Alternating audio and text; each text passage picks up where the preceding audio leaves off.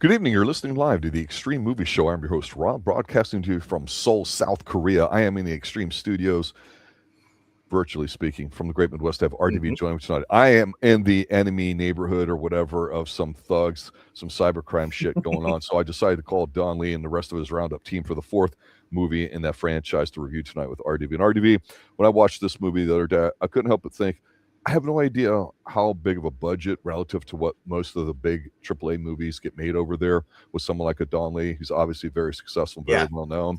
But I thought this is a pretty standard by numbers sort of movie. But I think it's a movie that knows what it is and they give you what you want and all that. So nothing bad with it, nothing really exotic about it. But I kind of liked it. I like seeing stuff being shot in the Philippines over there, overseas in different locations, everything here too. Standard fare, and I'm glad we finally have cops beating the shit out of people. And yeah, we get fight scenes and everything's Right. there too, but more of the same, and not necessarily a bad thing. What was your take on this film? Well, this is a number 4. So we watched the first 3. I thought we reviewed maybe Believe we did. I think we reviewed all 3 of them. Yeah, I know that there's Roundup, and then there was well, I guess with this being the fourth one. Roundup 2, Electric Boogaloo. Yeah, Roundup 3, Roundup 3 Revenge. is Roundup 3 Revenge, and I gotta say the one thing about these movies is that you kind of know what you're going in for. You're gonna get a guy who basically a detective, Monduck, where aka Don Lee is a detective. It kind of cuts cards a little bit, but he's an honest guy. He's big and imposing. He's gonna do some boxing moves. He's gonna jab you from the left and the right, and punch you, and basically knock you down or send you flying down a corridor, and he doesn't, he's one of those. He's also, but that was what you're saying. He's also very polite about it. Guy pulls a knife. He's like, "Oh, that's not very nice. You can hurt someone with that." I love the subtle humor they've kept through the first movie, going through this. That being said, a lot of these movies are pretty much going to be the same. No matter what, it's a change of a plot. The bad guys. Here's the thing I like about this. The bad guys are always bad guys. There's always, and there's always the ones who think they're bad guys, and they're the ones that get knocked off by the bad guy. Yep. And you always get the fight at the end. So it's now some say, well, that's kind of like cliche and kind of boring. I want to different. Why move away from what works? This is what we like him. We got him basically going after the smug bad guy, his stone cold killer. He's already ruthlessly stabbed somebody or shot them. We get that in here. Obviously, with a bad guy after going after a rival casino, taking it down, the guy pulls a gun on him. Main bad guy basically stabs him in the shoulder, grabs the guy's gun, and he's like, "Yo, kill me in the mouth!" And he shoots him, and he just walks away. It was pretty good. I mean, as a bad guy, like you could believe him, right? Literally, this was like an evil Jet Li without a lot of the clarity stuff. But that's the one thing you're gonna get through this movie is you're gonna see a lot of the same stuff, and I liked it, and this is I normally don't say this about like threequels and fourth movies. A lot of times the movies go down in quality and they stop caring. This was produced by Don Lee. Don Lee shows how much he actually cares about this. Actually, want to get this going. It is pretty much like an '80s Hong Kong, like or a little bit action movie. I've noticed that late '80s, early '90s, the way they're going at it. Yeah, it doesn't have kind of like a more laid back, almost stylish kind of component to it that we would see with the Hong Kong. I mean, it's got its own kind of thing too. But the thing about Don Lee's presence, the fact that he doesn't smile, and he's a very broad individual. Yeah. He's barrel chested, as it were, right? Obviously the Asian population, just as a group itself, is not the biggest group, especially martial artists, and it doesn't really matter. The main guy who gets established early on with the killing the guy that escaped and all that, to kind of setting up who he is. And to your point, the other bad guy that the main bad guy whacks before him and Don Lee get it on. I thought the movie, like you said, it does what it does well, and I just think the tone that you have in these Don Lee movies is something that's missing in a lot of action movies, which I like, with the stupid little dumb sayings and all that. At some point, that just gets tired, and it doesn't become funny anymore. Yes, there was a little bit of light humor in here. I think probably the only slip up for me is early on when they have the very creative, I say, rooftop office fight when they're at the very beginning establishing where all the cell phones are at, and the whole nexus that's that they undercover. It's just The rubber knives were very terrifying there when they were swinging them around and all that too. It's hard to take my eyes off of that. I didn't know which one was going to slice somebody up. But no, it's a good movie because honestly, I didn't notice any of the rubber knives, bro. oh, it was so blatant. It's like instead of jumping off the building and landing, it's like somebody throwing the dummy body off that you can tell is the dummy body. That's what it looked like to me. Oh, that's just a minor quibble. It looked realistic to me. I was too busy first on the guy almost getting stabbed. You know, more and their expression on their face, the actors, it was believable. It wasn't just, oh, don't stab me. Oh, but they do frame the action where, again, it's not the quick cutting, zooming stuff to hide and mask everything like you get in a lot of American action films with CGI. It's there's a lot of stunts. And it's very clear. And again, we get like a big knife fight. Then we get a little bit of guns, but not a lot. We get a fist fight. We get like another hallway one. I'm not going to say we have a lot of parkour in here because we just generally don't get that. But no, by and large, those are Tom Cruise movies. Exactly. So to me, I mean, like you said it perfect. You know what you're getting when you're getting this kind of movie, and with Don Lee now producing, or at least he maybe produced some of the others, has hand in. It's probably going to have some wheels. And I'd be shocked if there's not a couple more of these films in a franchise. Yeah, the bad guy is played by Dong-seok or Ma Dong-seok. I'm not sure what else he's been in, but his stone cold presence in the movie you see right above, the guy is a complete psychopath. Basically, the run of the mill of the story is that there's an online gambling casino stuff, and one guy wants basically not wipe out all the competition, so he gets to hire these thugs, and he promises them more money, but this guy on top of here wants he wants more money, and he's kind of got a sick sense of humor a little bit, kind of like, it's in line with the previous movies. The main bad guy is no nonsense, which works for this, and it really makes him stand out, to making him very creepy, and especially when someone says they're gonna do something, and pretty much he just stabs them, kills them. And just it's a very stone cold killer vibe, which I miss from a lot of movies. And one of the things that honestly, the one positive thing about what I would call a generic plot that I really did appreciate, and it's just, I think, coincident timing, because this movie came out in 24, I think. 2024. It's 2026 right now, live as we're recording this. But I found the parallels of what was going on today interesting, because what I liked about it was what's stopping them from getting too deep into this nexus is that, okay, they would kidnap certain people and they would force them to write code. Yeah, in a room. And then they'd have the code themselves, and then they'd whack him and kill him. And recently, with all the supposed AI boom in terms of capital expenditure that businesses are putting into it, you don't have any return on that capital yet, so some people think it's a fraud. And so you see like Google right now, or Amazon, firing a bunch of people after they've written a bunch of code, and so they're calling it like the code apocalypse and all these terms, because right now that's currently going on, that they're having people hire it, and then it becomes AI, then they fire everybody, then they just manage the AI. Why would you keep around people when you're the only one who knows the code? It makes it valuable, exactly. Makes sense with online gambling stuff thing. Apparently, this movie is based off a 2018 kind of realistic story. Really happened, right? Yeah. Where they had a guy was running online gambling. They went in. They arrested at the end of like over 100 men, including the president. So they added a little fantasy to it a little bit, and made it more a little brutal. Because what's more better than having a movie with guns or a movie with people with knives and machetes? Knives and machetes all the way. Always, because you get more close quarter combat. And them being cops, they normally don't use guns in this at all. The cops, which I like about this. It also makes it feel like they don't have the edge, even though they're quote unquote the good guys and have the system behind them and all that, right? Yeah, it almost seems like they're behind the eight ball a little bit, because the bad guys have access to resources, things that they don't normally do. Yep. Of course, the bad guys always have a lot more goons and stuff show up. And how do you build up the bad guy? Well, have him and his buddy, who's also equally trained, high trained, have them get attacked, by a competing gangster who basically wants his share because he was promised it by the crypto junior, or a billionaire guy who runs everything.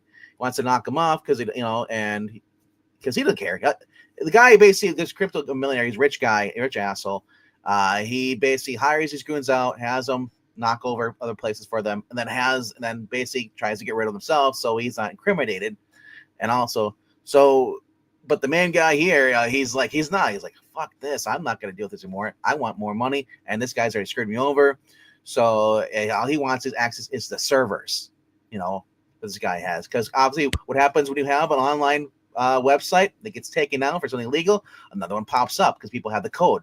So, and that's all this guy really cares about, and well, the main basically the crypto billionaire guy pretty much, ends up basically screwing him over by promising him, hey, I'll let you out casinos. I'm going to move on to something else, and he's like, you better not be fucking with me. He's like, it's like, oh, don't trust me. It's like, and the guy another competitor comes to whack him from a local gang. And then after he basically kills all the guys that go his crew with a knife stuff, and he says, like, he's holding a knife. He's like, how about we share?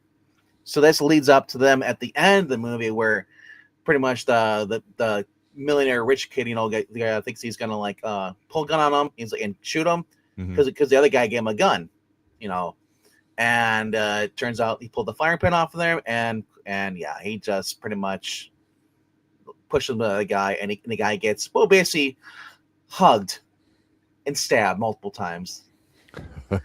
Yeah. What's up there, Sock God? What's up? Yeah. So, like I said, you're gonna get the bad guys being bad guys, either using axes or machetes or just straight up knives, and this repeatedly stabbing people. You get a little bit of comedy with the recurring characters from the first movie. The guy who was running the arcade, rigging it. And once again, this is the second time he's been an informant undercover. He did it in the third movie, and he left at the end. So they caught up to him in his little Lambo or Ferrari he's driving, and they use him, to help them get the building run casino. But I said, very, very a one and done kind of movie, straightforward, nothing really changing, and it's not a knock on it. I actually enjoy these movies, and honestly, every Hollywood movie that's coming out right now to these days, I watched this, on Tubi, and I got more entertainment than watching any Avengers movies. Well, there's a couple things to that that's kind of interesting that I'll bring up because you mentioned that.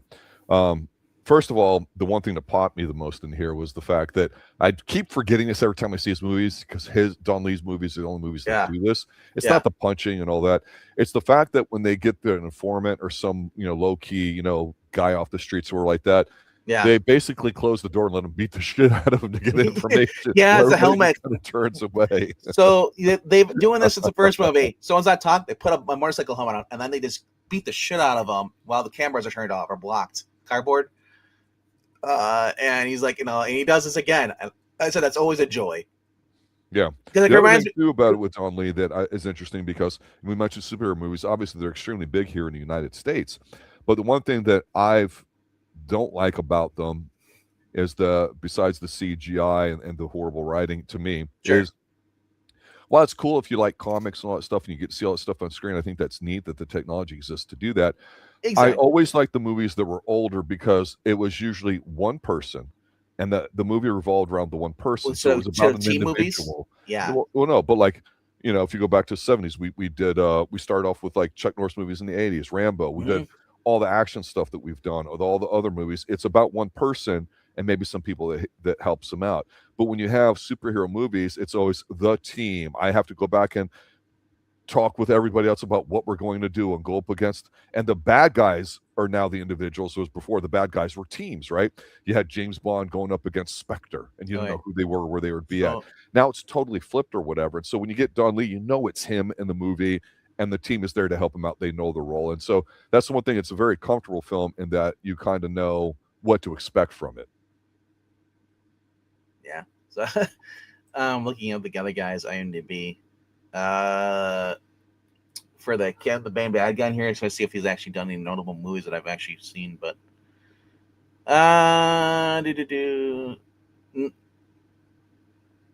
not much. I know he served in the military until the 14, got out of there. Military. Don Lee, I think if I remember correctly, we were talking about him. I think he was an arm wrestling guy. All right, so here's I'm not talking about Don Lee. Don Lee is, like I said, he's been in a probably his biggest movies, I guess Hollywood would say, which we know as a flop, was Eternals, for a big cameo. for Oh, being on that's there. right. Yeah, That's yeah, right. And of course, Train to yeah. Busan is where we, I Yes, Train to call them Busan. Korean Chuck Norris. Train to Busan is one of those movies where it basically leaves the country and is able to get international fame, especially United States, for how wild and crazy it was. It was everywhere. So when the Peninsula came out, everyone's like, "Well, we don't have like the people that made it great there. Where's Don Lee?" Because if you watch the first movie, Yeah, he didn't make it though. yeah. But like I said, he's such an imposing character. He's kind of like was it Mr. Fuji? From the Chuck Norris movies, the big dude who also played. I think he also played Odd Job. I remember. I think it was something else. Mr. That's a Fuji. Japanese guy. But I'm And saying he has the same build like that, imposing. right, right. And you put and now that when you watch those movies, that stereotype was always used for bad guys. Putting into a good guy situation, wow, does that work? And then I said you added a little bit, added him making him polite. Oh, sorry, I didn't mean to hit you. Let me hit you again. It's like it's such a fun movie, entertaining. If you have not watched 1 through first 3, go back and watch those. They're fun. You don't have to watch them in order if you don't want to. They are standalone movies. Right. But there's a little bit of a crossover as far as the characters are. The police captain, who basically is always kind of a shy and stuff, and doesn't want to make any waves because he's afraid about losing his job.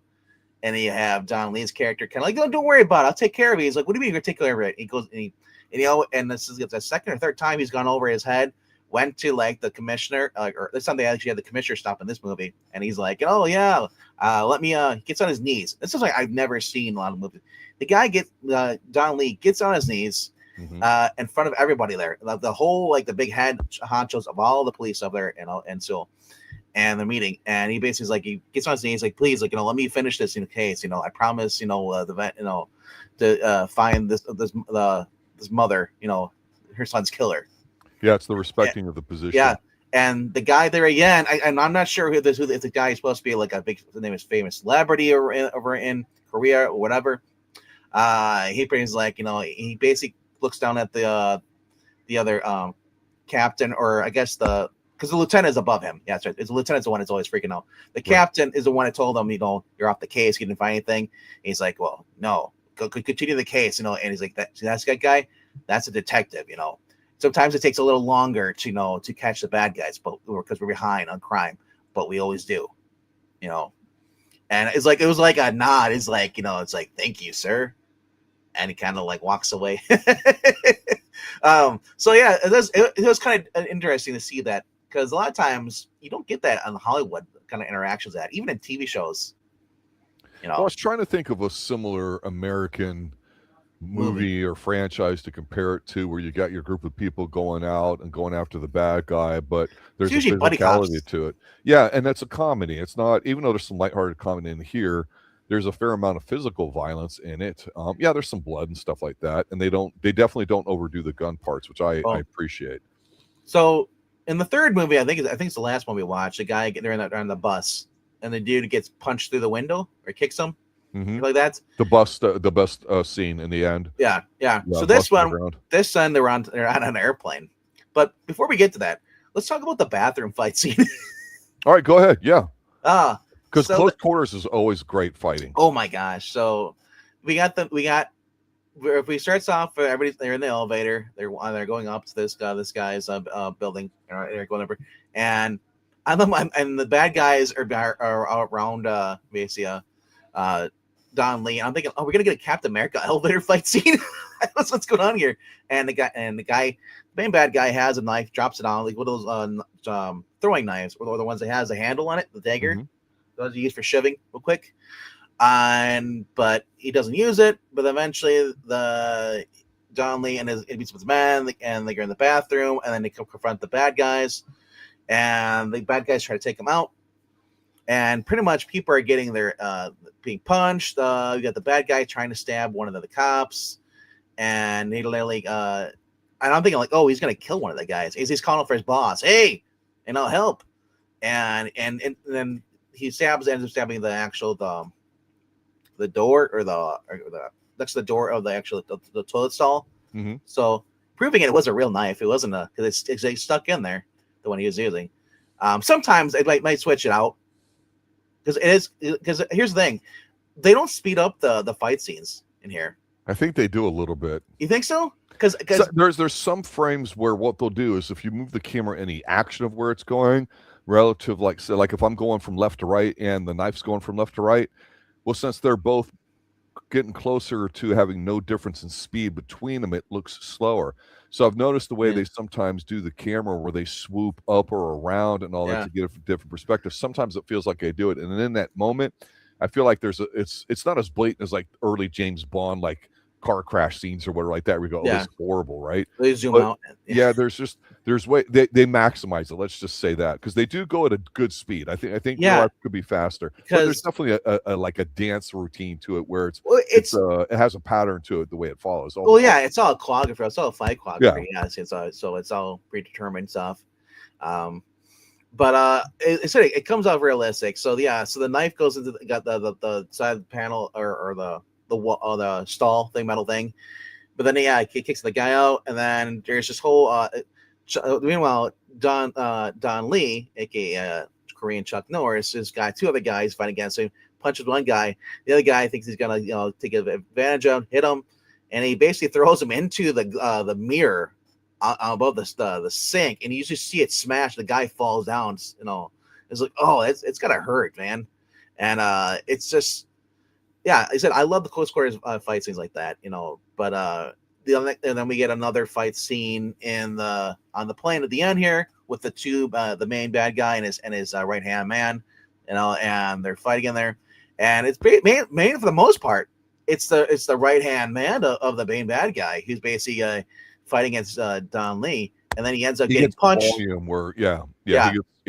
He gets the super punch, Hadouken, or what do you call it? And the guy flies back with the wire, But then at the end, you see the bad guy. He's kind of thinks he's gonna fight against him, And they're on the plane, and pretty much he ends up getting knocked down, and he's laying there. You see his picture of his bloody face. He's laughing, he's smiling. He's like he's laying out.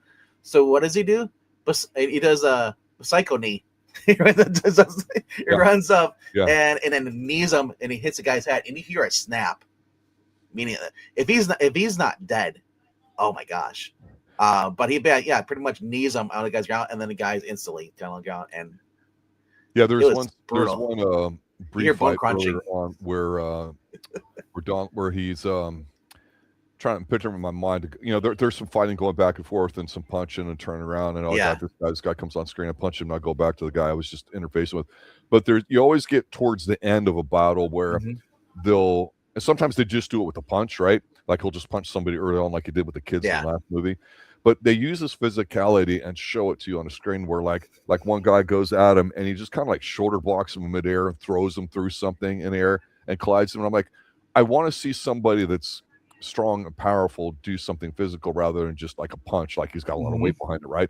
A skinny guy, a boxer, they can hit you really, really hard, but they don't look physically imposing, but they can tag to shell you. But if guys look big and broad, I want to see him manhandle you a little bit. So sometimes we get a little bit of that roughnecking in here too, which is honestly, that's the attraction of it to me, besides the fact that he doesn't smile and he's a big guy. He's not a beautiful looking 150-pound soaking wet American pretty boy, right?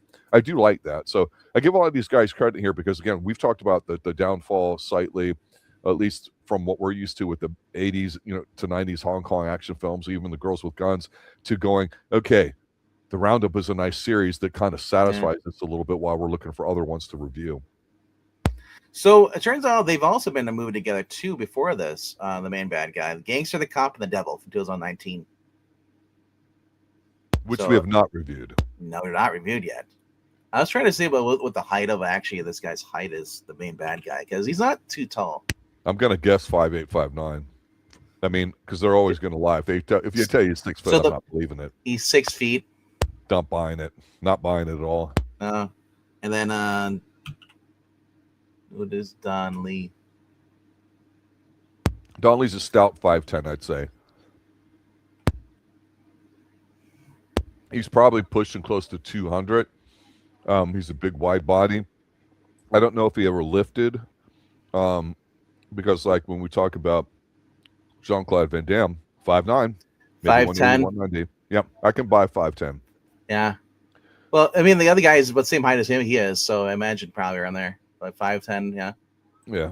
And you can wear lifts and you can hide it and all that stuff and framing and all that matters. And because everybody's relatively close to that height, you don't really pay attention to it. You look at like the size of them or how lean or how Sure. cut they are. Sure, and then plus, these guys, when you can't remember something, the camera angles makes people look taller than they are. They did that. A lot of people don't know this. It's like, I mean, where they do. If you watch Supernatural, there's a guy who plays Castiel on there, Sasa Mitchell.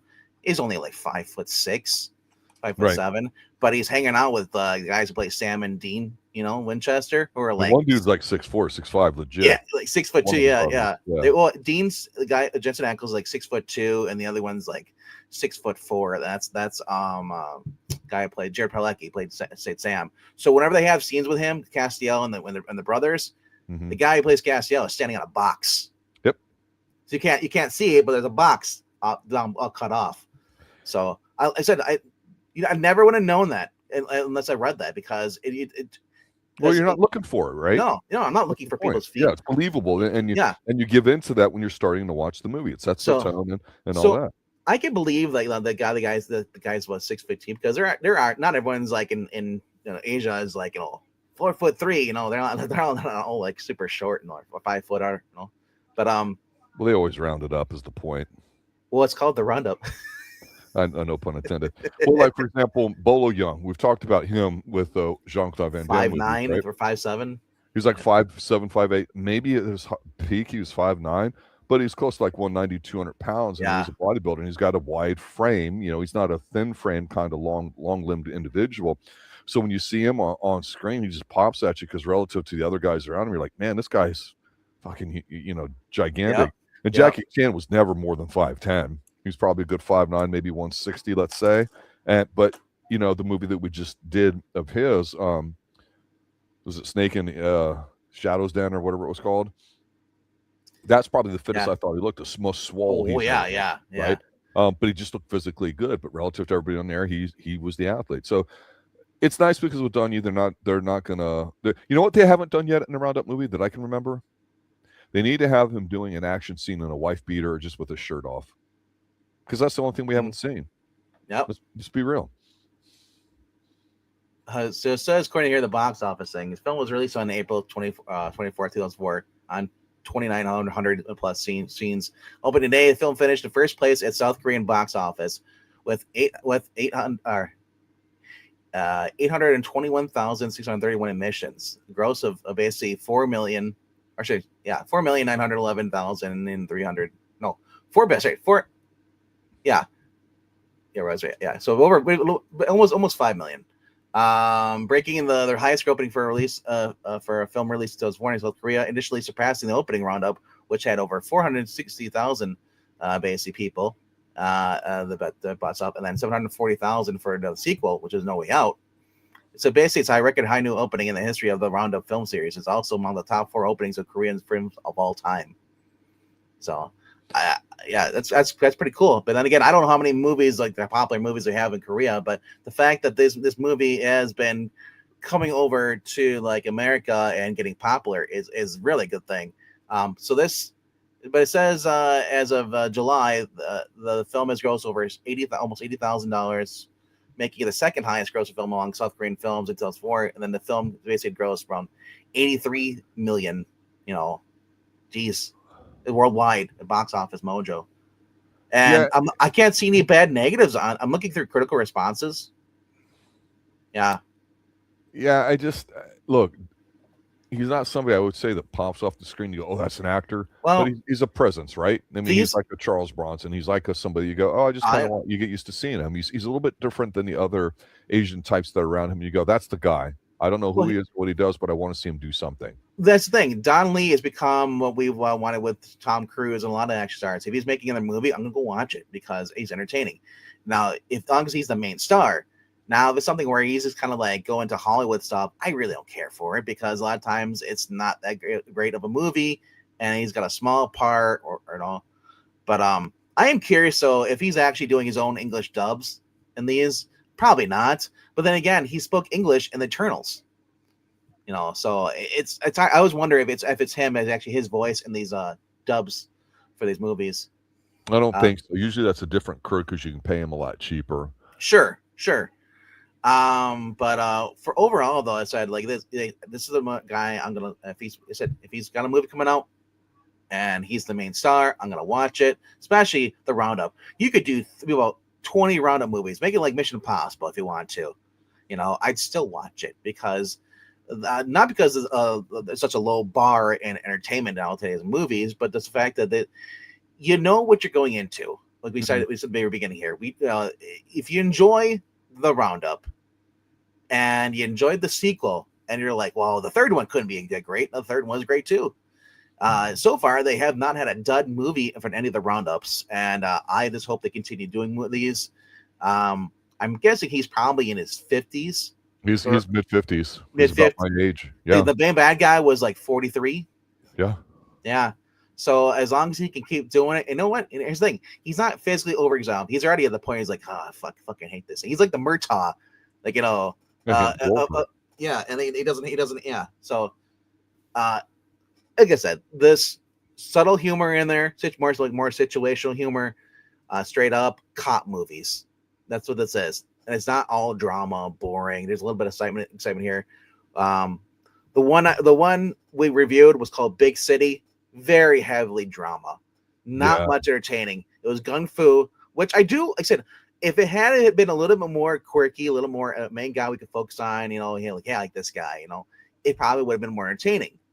But the fact that it didn't, it's why it was kind of dull to us. But say Don Lee has that personality where you just want to say like he's gonna say something and he's gonna apologize. Like, oh, I'm sorry, I didn't mean to hit you. And it's like, I hit you again, and I laughed when he pulled out the helmet again. It's like, it's been a running gag where he's like, oh, we interrogate a guy. Yeah. All right. With the helmet on. Put the cardboard up in front of the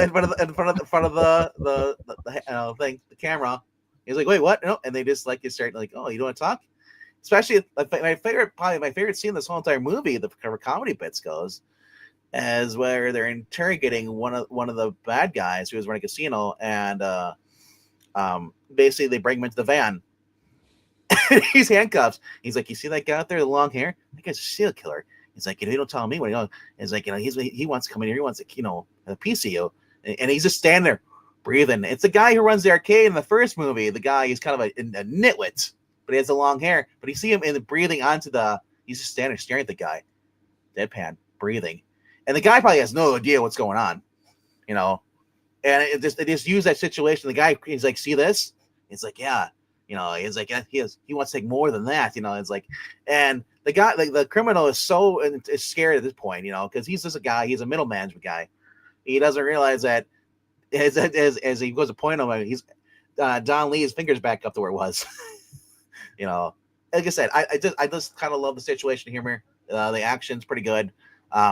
Music is nothing like real fancy, but it helps build up some of the moments. Let's say.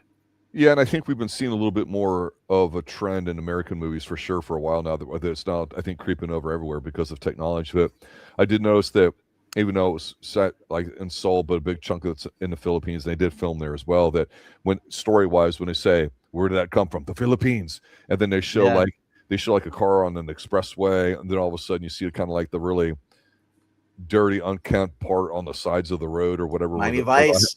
Well, kind of like where they haven't, kind of like, well, I remember that's where they had that's where the middle bad guy had his setup, right? Mm-hmm. In a building you wouldn't even pay attention to. A gas station. Road, right? Yeah, and all that. So you're like, but the establishing shots and all that's kind of cool because we get to see what other places around the world look like. And it doesn't have to be like Big Ben or the Eiffel Tower or something. It could just be something over there. And unless you know something and you're not in a major city, it's kind of cool to see that, right? I mean, that's one of the things I like about his films too. They're always, a lot of them, half the time they're outside physically going somewhere, doing something, beating people up outside. Not the CGI stuff and set pieces. No.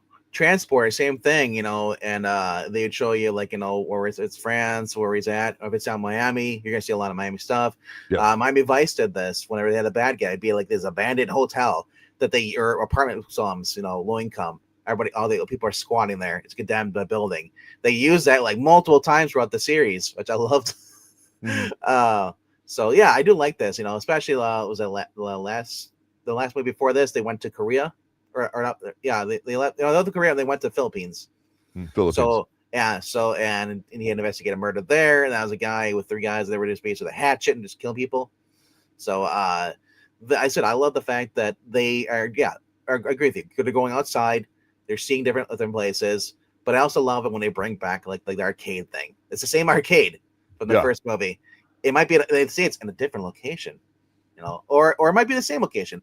But he always got the guy who's like, "Hey, boss, you're back." And he's like, "I want you to rig these." It's like, well, it's set for 8,000. It's like, set it for 7,000. But then Don Lee comes in, punches. Like, I was like, "Oh, let me reset it for you." And I was like, "No, it's fine."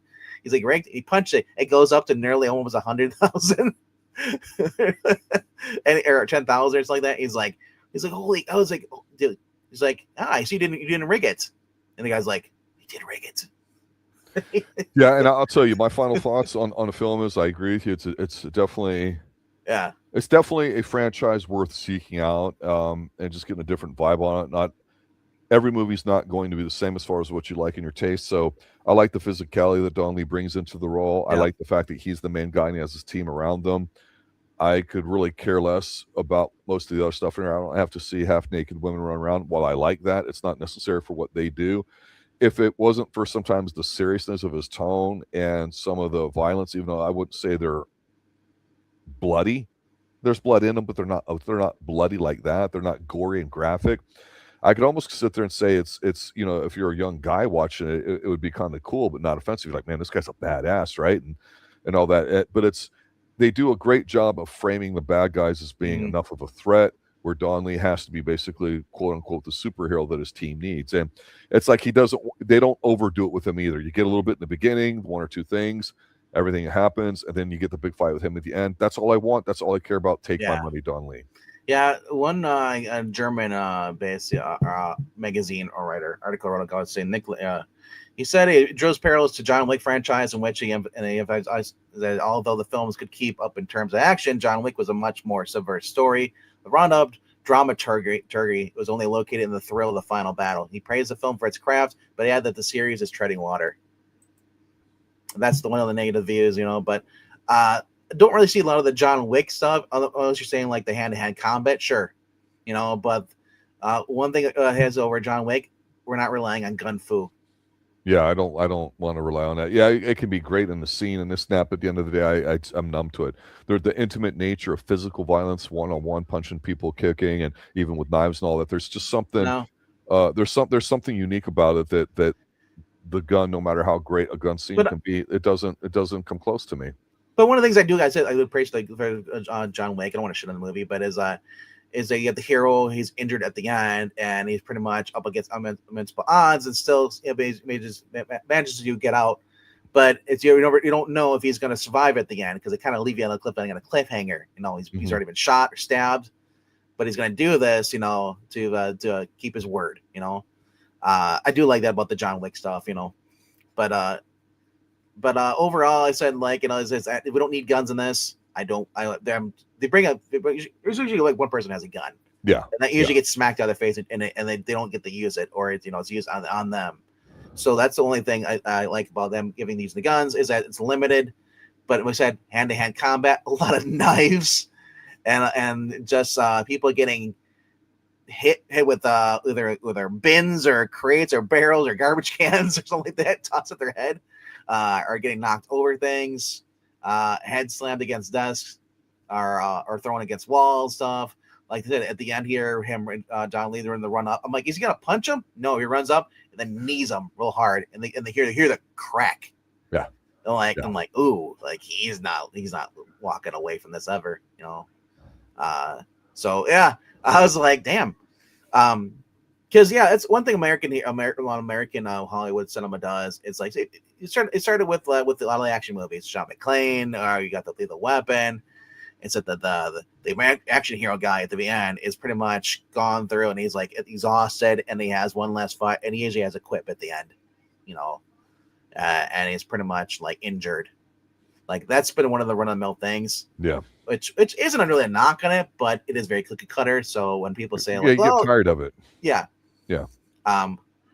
I mean, you can't do it. You're never going to be able to have a guy top a guy running around a warehouse with no shoes on for the whole entire movie, And a wife beater. and couldn't even take anybody's shoes because they're the wrong size. But they make a joke about it in that movie about Die Hard. Mhm. But he's crawling around through the vents. It's like you're never going to see that again. Anybody crawling through vents, because when people crawl vents on comic shows, they always fall through. Yeah. Yeah. Or they shoot in front of them or behind them, and you're like, whatever. Yeah. Well, ladies and gentlemen, tomorrow night, 9 p.m. Eastern, live here on the Extreme Movie Show, I will be with the young 20-something Professor Pixel, also reviewing a show that's new for us, but maybe not new for some of our old-time listeners here on the Extreme Movie Show, and that is Columbo. We're on Season 4, Episode 5. I believe it's the next last episode in the season. We normally don't go this deep in seasons, but we love Columbo, and the strength of the writing has been a very positive reason for us to continue that, plus the amount of people that have been interested in it. Keep letting us know that. We will again be live 9 p.m. Eastern for that, so check that out. You can watch it on Peacock Live, or maybe some of you even own it.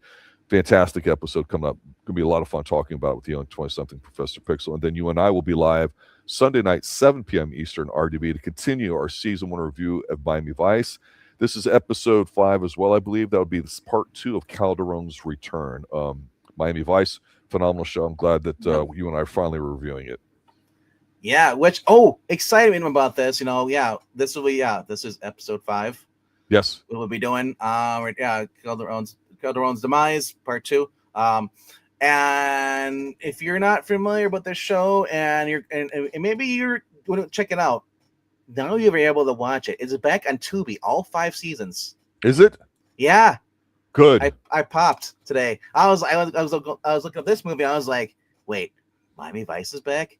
Heck yeah. I have the box set here, which I always have been watching everything on to this. Mm-hmm. But I'm like, Tubi does not edit anything. Tubi has the original music, everything on there, and it has autoplay and stuff. I binged through 2 seasons within like a couple nights. Because that's a perfect show for vibing. Oh, it's so perfect. Oh, it is. And I said, one of the downsides when I gotta pop a disc in, pull the disc out. I'm like, Peter, just to watch the show, but look at the HD print. But I noticed though, if I watch it on Tubi, I get this. It's the same quality as you get there. Yes. And very little, if any, commercials with it as well. It's beautiful. Love it. So right. So you guys know the drill. Leave a comment down below after the stream's over. Let us know what you thought of this film. Do you agree with us, or do you think it's gonna bad, or is there something that we forgot to mention? Put it down in the comment section. We do respond to all comments. We do appreciate them too as well. And click like, subscribe if you want more. And we'll see you guys tomorrow night around 9 p.m. Eastern for Columbo, season 4, episode 5, I believe. Yeah. Have a good night, everybody. Oh, hey Johnny. Hey, sorry for being late. I'll rewatch. Hey, no problem. Thanks for being here. And thank you to Sloth God and anybody else who was not commenting but lurking. We appreciate you guys. Good night, guys and gals and dogs and cats and everything else that's watching.